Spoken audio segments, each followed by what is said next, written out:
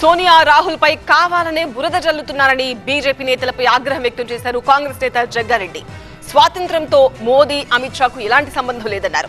దేశం కోసం గాంధీ కుటుంబం ఎన్నో త్యాగాలు చేసిందని ప్రజలందరికీ ఈ విషయం తెలుసన్నారు. బీజేపీ మూర్ఖ నాయకులకే అర్థం కావడం లేదని విమర్శించారు జగ్గారెడ్డి.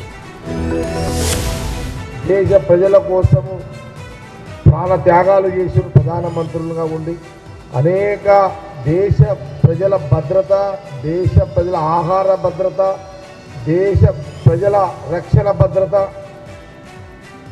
దేశ ప్రజల తరతరాల భవిష్యత్తు భద్రత, ఇన్ని భద్రతలతో కూడుకున్న పరిపాలన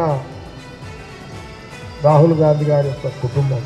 అయినా బీజేపీ నాయకత్వం ఎప్పుడు బురద తలుపుతూనే ఉన్నది. ఎన్ని చేసినా, ఎన్ని త్యాగాలు చేసినా వాళ్ళు రాజకీయంగా బతకడానికి ఈరోజు సోనియా గాంధీ గారి మీద బురద తల్లే కార్యక్రమం చేస్తున్నారు.